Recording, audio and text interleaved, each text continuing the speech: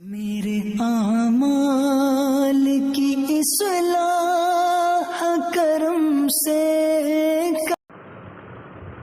मैं अपने बच्चों को यही बात कह सकता हूँ, हुजूर पाक सल्लल्लाहु ताला अलैहि वसल्लम के नाम पर अगर डराया जा रहा है, डरने की जरूरत नहीं।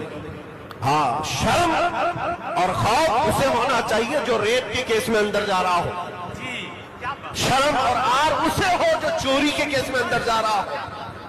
अगर जराइम पेशा आदमी है, उसे जेल जाना पड़ रहा है तो सर झुकाकर जाए, लेकिन इन जालिमों के सामने ये बात खुलकर कहना, अगर नाम मुस्तफा की बात आए, दोनों हाथ भी हाजिर है, पैर भी, इतना ही नहीं गर्दन भी हाजिर है मेरे नबी के नाम। ताजु शरिया के दादा इमाम अहले सुन्नत फाजिल बरेलवी कहते थे, ए जवानों, ये मत कहना कि ये जिंदगी हमारी है, ये मत कहना ये मेरी लाइफ है, मुझे एंजॉय करने दो, मैं जैसा चाहूंगा वैसा जीऊंगा, ये मत कहना। बल्कि बरेली के इमाम ने हमें यह सिखाया, यूं कहना, दहन में जुबान तुम्हारे लिए, या रसूल अल्लाह, बदन में है जहां तुम्हारे लिए, हम आए यहाँ तुम्हारे लिए, उठे भी वहां तुम्हारे लिए, हमारी जिंदगी रसूल के लिए है, अमानत है मुस्तफा करीम के लिए। इसीलिए मैं कहता हूं, अब फख्र से जियोगे, फख्र से जियोगे, डर डर करके नहीं।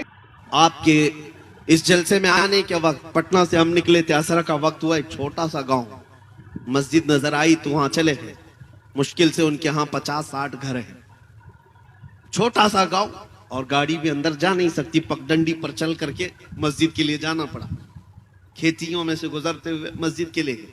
मैं क्यों बता रहा, मस्जिद में गए, हम तो ये सोचते थे कौन इस गैर मारूफ इलाके में पहचानता है, लेकिन हर घर से लोग वहां पर आए और मुझसे मुसाफा करते हुए नारे लगाने लग गए। छोटा सा गांव था। मैंने पूछा पहचानते हो? कहा आप पहचानते नहीं, रोज सुनते हैं आपको। अब जो नारे लग रहे थे, मुझे इस बात का ये नहीं है कि मुझे लोग पहचानते हैं, छोटी सी बस्ती है, बनियान लुंगी पहने हुए लोग हैं, लेकिन वहां नारे जो लग रहे हैं मसलके आला हजरत और ताजु शरिया। उस दिन ये एहसास हुआ कि मेरे अजीजों, वो एक छोटी सी बस्ती है, छोटी सी बस्ती, इनमें से कौन है जो आला हजरत को देखा हुआ है? कोई नहीं है, कोई नहीं उनके जमाने का। और उस बस्ती में, उस छोटे से गांव में गया कौन है आला हजरत को सिखाने के लिए, आला हजरत की मोहब्बत डालने के लिए? उलमा कहां जाते हैं? बहुत कम। उस बस्ती में तो हमने देखा कि कोई है ही नहीं, छोटा सा गांव है। ये एक मिसाल दे रहा हूं, ऐसे 1000 गांव है, हर गांव से ये आवाज आती है, मसलक आला हजरत, इश्क मोहब्बत, इश्क मोहब्बत। ये आवाजें क्यों आती हैं? जानते हो, यही मेरा जुमला याद रख लो, उनकी बात करो, हर दिल पे राज करो। आला हजरत अपने घर का कसीदा नहीं पढ़ते थे, अपने बाप दादाओं की तारीफ नहीं करते, जिंदगी में जब कलम उठाया है, मेरे मुस्तफा की शान बयान की है।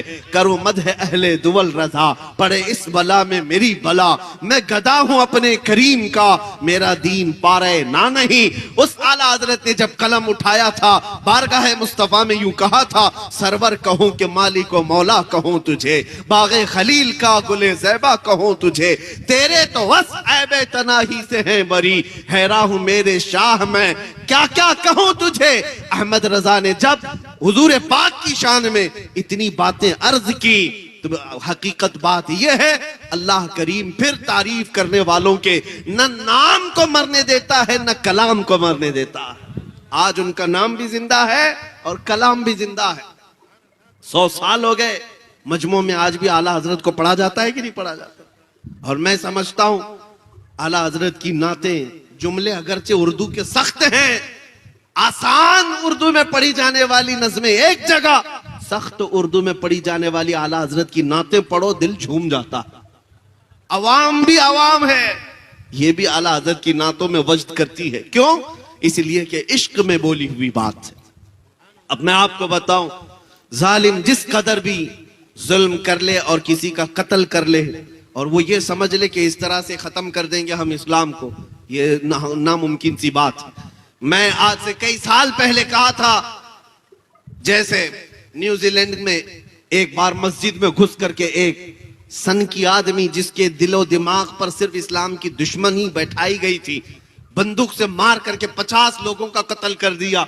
और उसने ये कहा था कि मुझे ये अहद किया हुआ हूं, या मुझे ये लगता है कि मैं इस्लाम को पूरी दुनिया से खत्म कर दूंगा। गया जेल में बैठा रहा।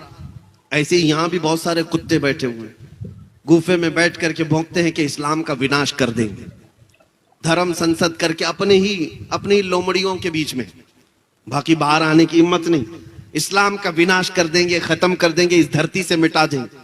हम उनको हमेशा यही कहते हैं। एक न्यूज रिपोर्टर हमारे पास इंटरव्यू लेने आए थे, वो कह रहे थे कि फलां साधु जी, फलां पंडित जी, फलां पाखंडी जी जो भी है, ये कहते हैं कि इस्लाम का विनाश कर देंगे। हम कहते हैं उनसे, जाइए वो बाबा से कह दे पहले अपने बदन की खुजली मिटा ले, वो उससे नहीं मिट सकती। इस्लाम तो बहुत अजीम बात है। समंदर का पानी ना नापा जा सकता है, ना खत्म किया जा सकता है। समंदर तो समंदर है, आसमान को तुम नीचे ला सकते हो, जमीन को ऊपर कर सकते हो, लेकिन इस इस्लाम को कभी नहीं मिटा सकते। ये अल्लाह रब्बुल इज्जत के हिफ्ज़ व अमान में है, ये दीन अल्लाह रब्बुल इज्जत के हिफ्ज़ व अमान में है। अब मैं आपसे यही कह रहा हूं, जो दीन तुम्हारा महफूज है, जो तुम्हारा कुरान महफूज है, बस बात इतनी है कि तुम पूरे मुसलमान बन जाओ, तुम हुजूर पाक सल्लल्लाहु तआला अलैहि वसल्लम के वफादार बन जाओ।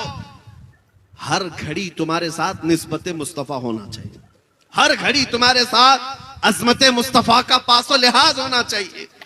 इसलिए मेरे अजीजों, जब तक तुम्हारे अंदर ये इनकलाब नहीं आए, एक मिसाल देकर के मैं आपको बताता हूं। आज दुनिया तुम्हें शराब पीते हुए देखकर ये नहीं कहती अब्दुल्ला का बेटा शराब पी रहा है, तुमको ताश के पत्ते खेलते हुए देख करके नहीं कहती अहमद का बेटा ताश के पत्ते खेल रहा था। ये तो बातें हो गई। दुनिया ये कहती है मोहम्मद अरबी का गुलाम शराब पी रहा है, मोहम्मद अरबी का गुलाम ताश के पत्ते खेलता है। दुनिया यही कहती है मुसलमान चोरी कर रहे हैं, मुसलमान धोखा दे रहे हैं। इस लफ्ज का एहतराम और पास और लिहाज तुम्हें कितना जरूरी है। तुम्हारे अखलाक सबसे बुलंद होने चाहिए।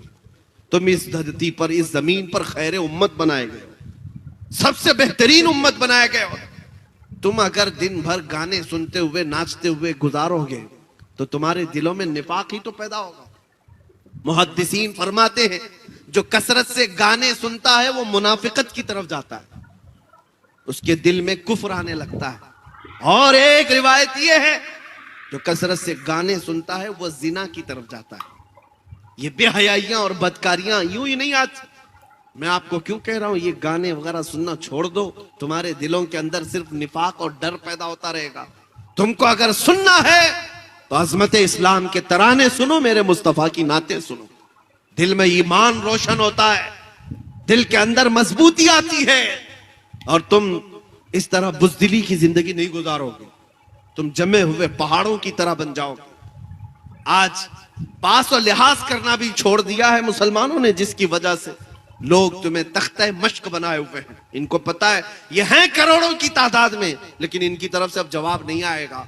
इसीलिए देखो, जिसको चाहे जंगल राज में शूट करके मार दिया जाता है।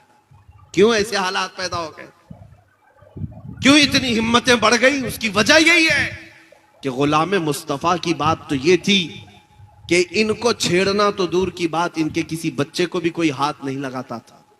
उनको पता था कि ये मोहम्मद अरबी के शेर है, ये निकलेंगे अपने यहां से तो लोगों का जीना हराम कर रखेंगे। दुनिया खौफ रखती थी, लेकिन तुम्हें तोड़ दिया गया है, फोड़ दिया गया है। चाहे जितने भी हालात बुरे हों, लेकिन मैं एक बात आपके सामने फिर से कह रहा हूं, तुम्हारे साथ सब कुछ हो गया हो, जुल्म हो गया हो, सब कुछ खो गया हो, सब कुछ छिन गया हो, लेकिन सीने में मोहब्बत मुस्तफा का सौदा कभी मत करना। ये एक दौलत अपने साथ रखो, अपने बच्चों को भी इतना पिलाओ कि बच्चों से, औरतों से भी मैं कहूंगा, माओं से भी, कि बच्चों को दूध पिलाओ तो ये कह करके नहीं कि बेटा तू बड़ा होगा मुझे ये कमा कर देगा, वो कमा कर देगा। माएं बचपन में बच्चों को ये तरबियत दें कि बेटा मैंने तुझे अजमत मुस्तफा के लिए पाला है, और फिर देखना कि वो तुम्हारी भी कितनी अजमत का एहतराम करता है। जिसको तुमने अल्लाह उसके रसूल की मोहब्बत में पाला हो, वो तुम्हारी अजमत और एहतराम का भी पासो